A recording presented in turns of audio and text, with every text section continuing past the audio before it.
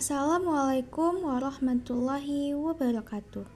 Pada hari ini saya ingin membahas materi mengenai wawancara.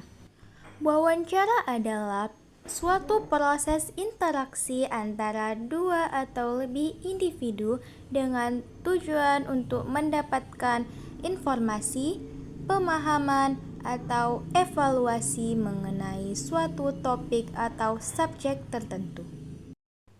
Orang yang mewawancara disebut pewawancara, sedangkan orang yang diwawancara disebut narasumber. Jenis-jenis wawancara: 1. Wawancara terstruktur. 2. Wawancara tidak terstruktur. 3. Wawancara individual. 4. Wawancara kelompok. 5. Wawancara terbuka. 6. Wawancara tertutup. 7. Wawancara konversi. Pertama, wawancara terstruktur.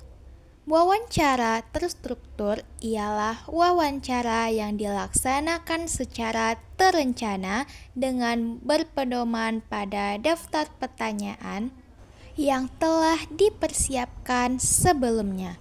Wawancara ini disebut juga dengan wawancara terpimpin.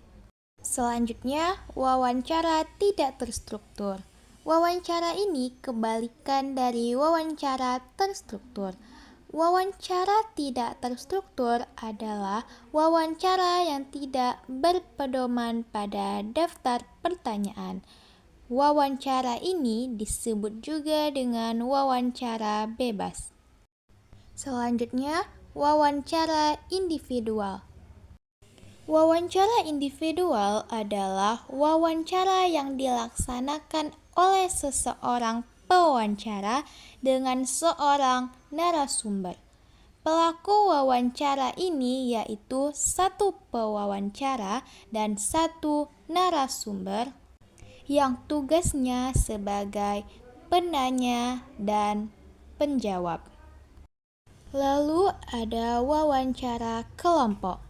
Wawancara kelompok adalah wawancara yang dilaksanakan oleh seorang pewara dengan sekelompok narasumber. Selanjutnya, wawancara terbuka. Wawancara terbuka adalah wawancara yang berdasarkan pertanyaan yang tidak terbatas atau tidak terikat. Lalu, wawancara tertutup. Wawancara tertutup ialah wawancara berdasarkan pertanyaan yang terbatas atau terikat jawabannya. Terakhir, jenis wawancara konvensi.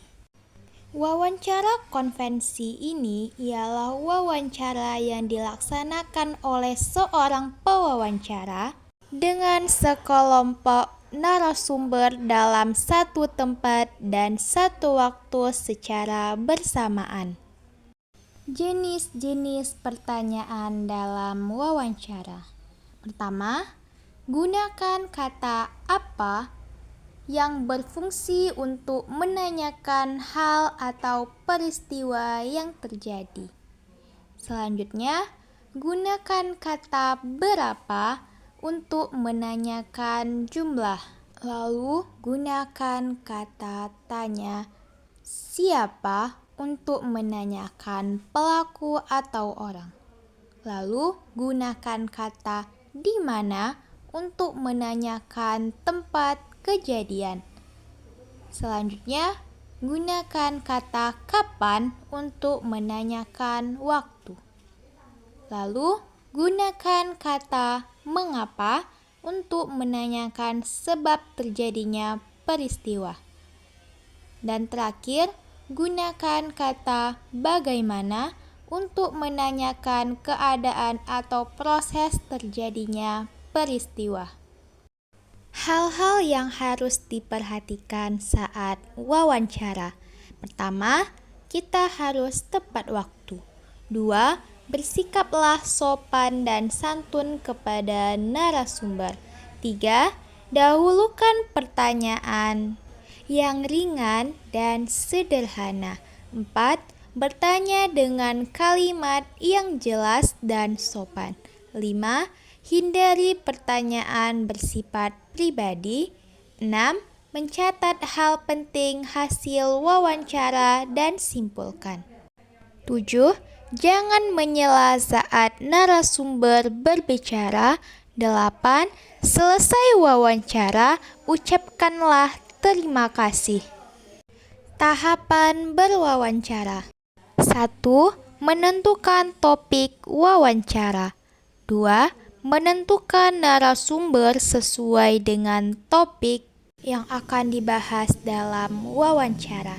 3. Mengetahui identitas narasumber. 4. Menghubungi atau mengkonfirmasi narasumber. 5. Membuat daftar pertanyaan. 6. Mempelajari masalah yang berkaitan dengan topik wawancara. 7. Mempersiapkan alat bantu untuk mencatat hasil wawancara. Cukup sekian pembahasan mengenai wawancara pada hari ini. Saya Zahro Salsabila Basir pamit undur diri. Wabillahi taufik wal hidayah. Wassalamualaikum warahmatullahi wabarakatuh.